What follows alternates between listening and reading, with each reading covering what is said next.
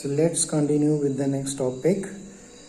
This is video number 24, part 3, chapter 8, current, electricity, and now the topic is EMF of a cell, or EMF means electromotive force of a cell. Now this is electric cell having two electrodes, one is made up of copper, another is of zinc, placed in the electrolyte. Electrolyte means dilute sulfuric acids. Now these are the two terminals, positive and negative. Now the electrodes, now this electrolyte, sulfuric acid in water, dissociate into positive and negative ions. Means this sulfuric acid dissociate into positive ions and negative ions. In other words, you can say hydrogen ions and sulfate ions. Now these ions move towards the electrodes. These ions move towards these two electrodes. The negative ions, the sulfate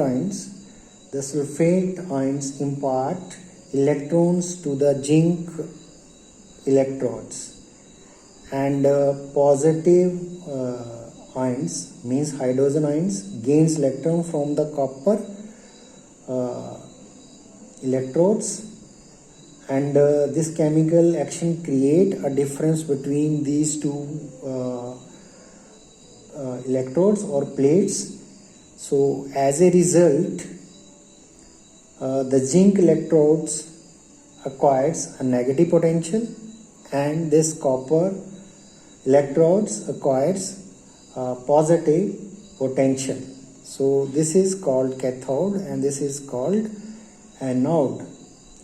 So the potential difference between these two plates, that is known as electromotive force.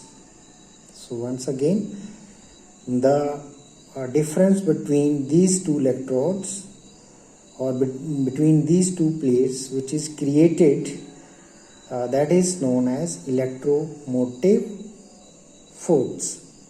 So when no current is drawn, just see that these two terminals are not connected with anything. Mean this is a open circuit. Open circuit means when no current is flowing or when no current is drawn.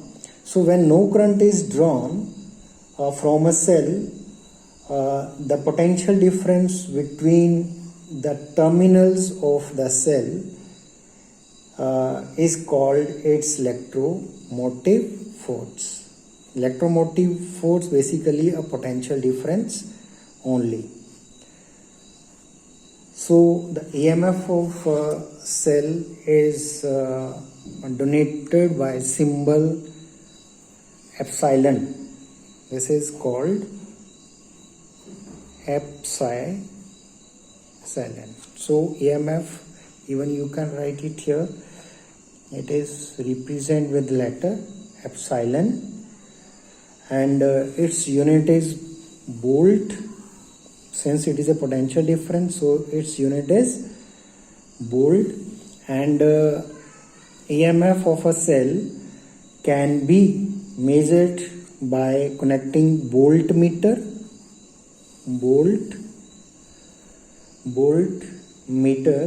of high resistance, or more accurately with the help of potentiometer. Potentiometer across the cell. So once again, EMF of a cell is represented with the letter epsilon, and its unit is volt, and it can be measured with the voltmeter of high resistance, or accurately you can measure it with the help of a potentiometer. So when the current is drawn, or when this terminal is connected with some bulb or some appliances, so the current flows in the external circuit because the EMF between the terminal provide energy for the charge to flow through the component joined in the circuit. So we can define when the circuit is closed,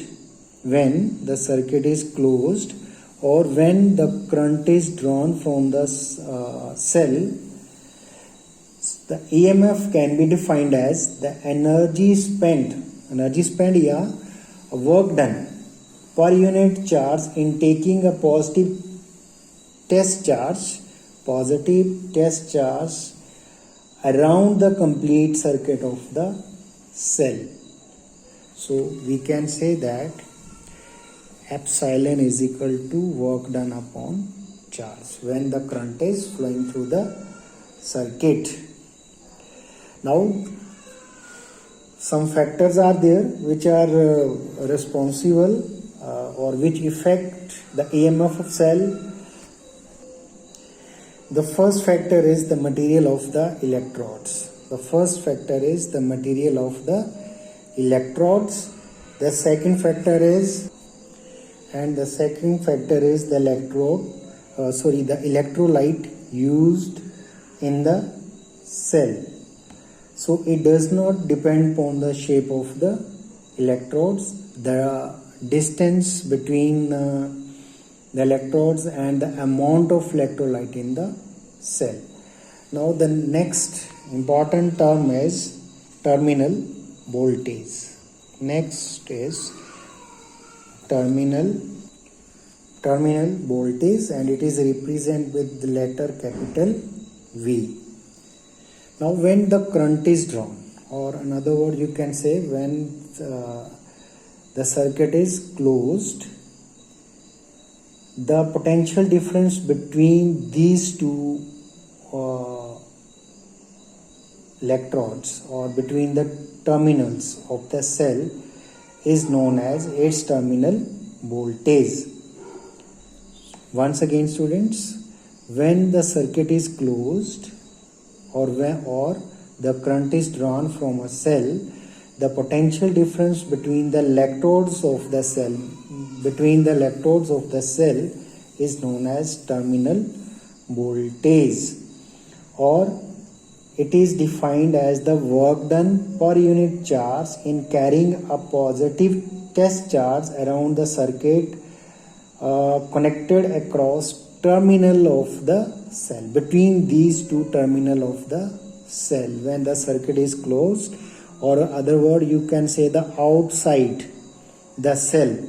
The potential difference between the two terminals is known as the terminal voltage.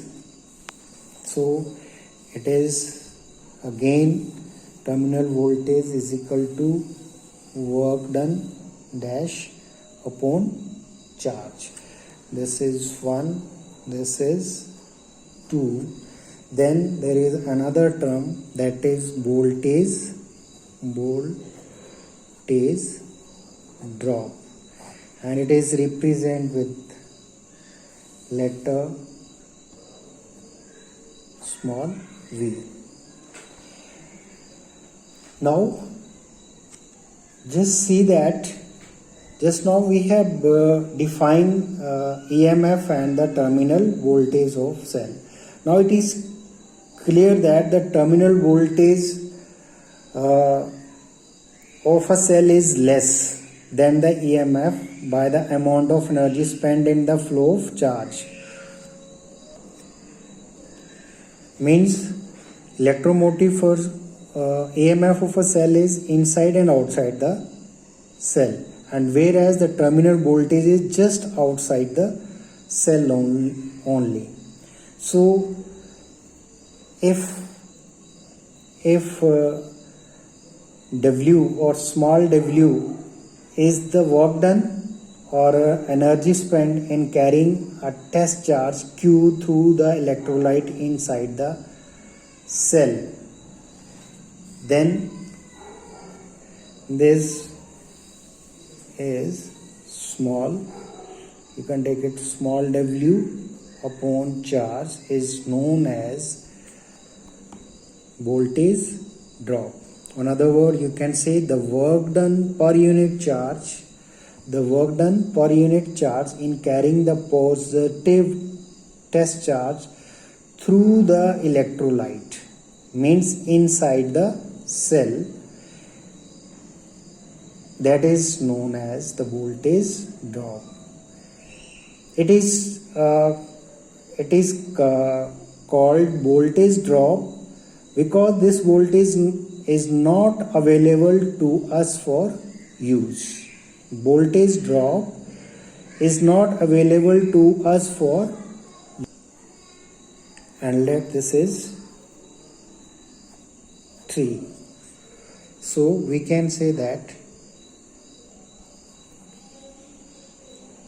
EMF or electromotive force is the sum of terminal voltage and the voltage drop outside and inside the cell.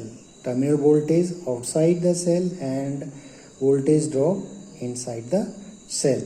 So terminal voltage is equal to epsilon minus this. So this is also one of the relation you can get. Now let us move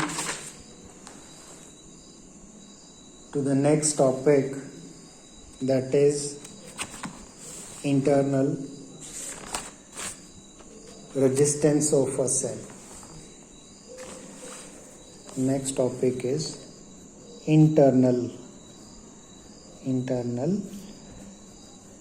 resistance of a cell, and it is represented with letter small r.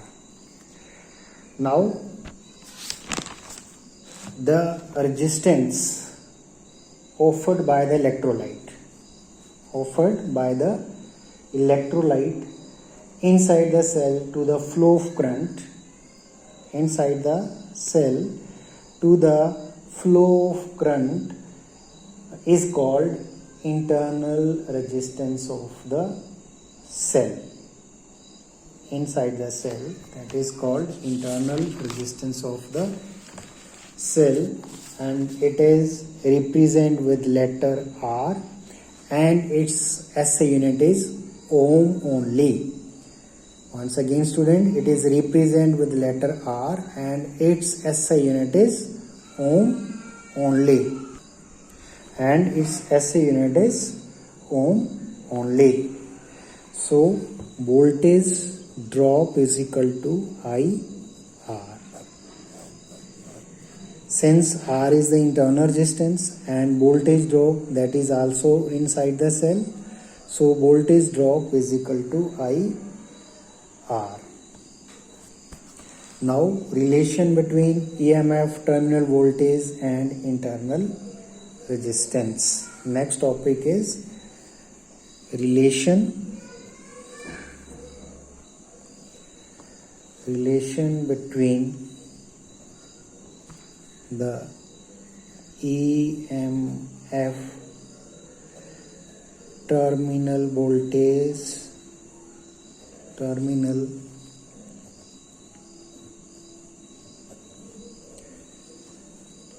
and internal resistance. Now let this is battery or cell.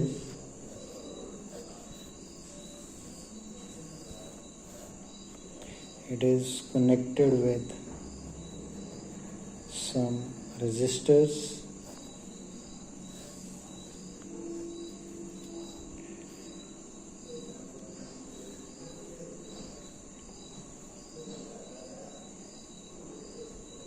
Let this is internal resistance R, and this is the external resistance, and this is the electromotive volts. Now the current is flowing from positive to negative, and let V is the terminal voltage. Once again students, resistance and EMF of the cell is kept in a box, and this is the external resistance, this is the internal resistance, and this is the terminal voltage. Now the total resistance of this cell, total resistance of circuit or cell of circuit, that is external resistance R and internal resistance small r plus small r. Let this is 1. Now current I, that is equal to V upon R, means EMF of the cell upon R, means total resistance, that is R plus R. And so EMF will be equal to I R plus R. Once again students, according to Ohm's law, just see from here, we know that V is equal to IR and I will be equal to V upon R. So in case of cell, I is equal to electromotive force upon total resistance. So EMF epsilon is equal to IR plus R, and let this is equation number 2. Now we know that terminal voltage, it is represented with capital V. This is equal to current and R. R means the external resistance, and the voltage drop, that is equal to I small r. Now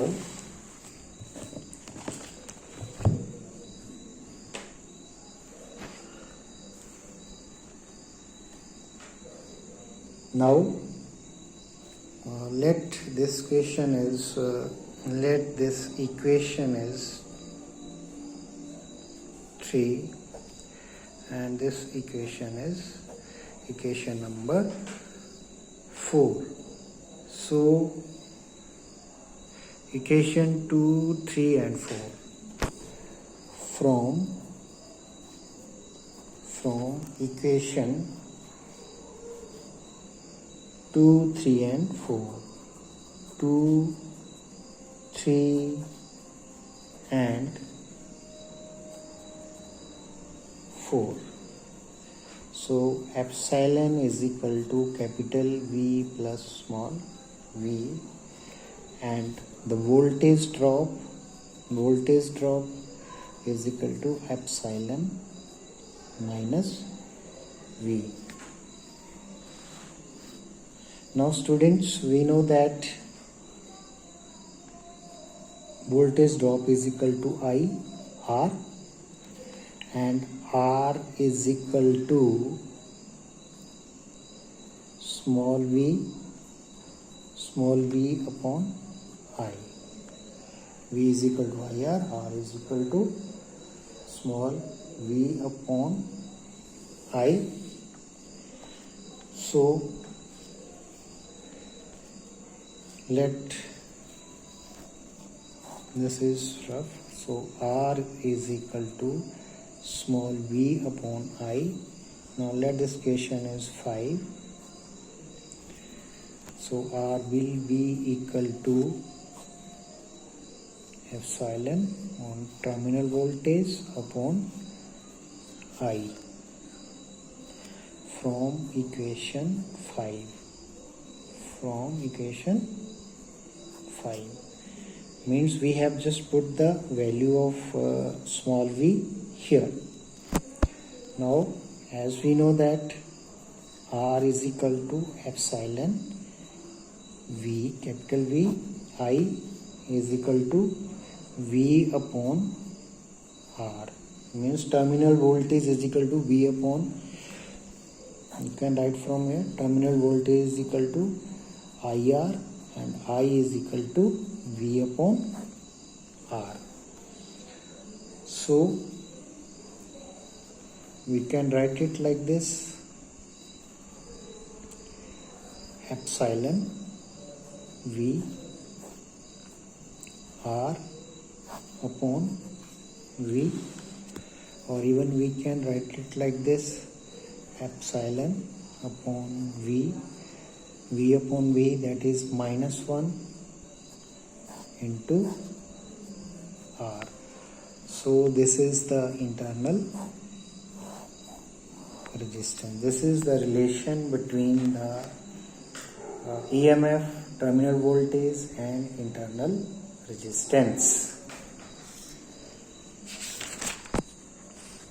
Now the next is factors affecting internal resistance. The first factor is the surface area of the electrodes. Large the surface area of electrode, less is the internal resistance. The distance between the electrodes, more the distance between the electrodes, greater is the internal resistance. The nature and the concentration of the electrolyte, less ionic the electrolyte or higher the concentration of electrolyte, greater is the internal resistance. The temperature of the electrolyte, higher the temperature of the electrolyte, less is the internal resistance.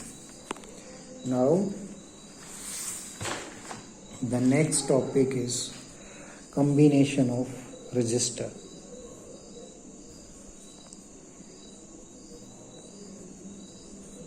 Combination of resistor. Combination of resistor. Now students, first of all, let the resistor in series. Resistors in series.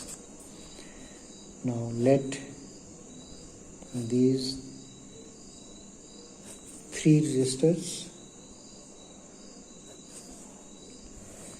it is connected with the battery or cell, positive, negative, the current is flowing. Let this is resistor 1, R1, this is R2 and this is R3. The current is I flowing this. Now students, when the resistors are connected in series, you have to keep one thing in mind. When the resistors are connected in series, I am just writing the points.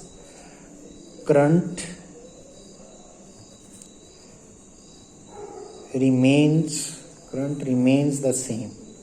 Current remains the same in all the resistors. In all the resistors.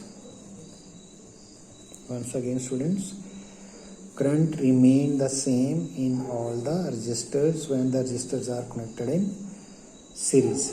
It means that from here to here the current will be I only. Means from resistor R, I current will flow, R2 I current will flow, R3 I current will flow. The second point is potential difference varies in all the resistors. Potential difference varies in all the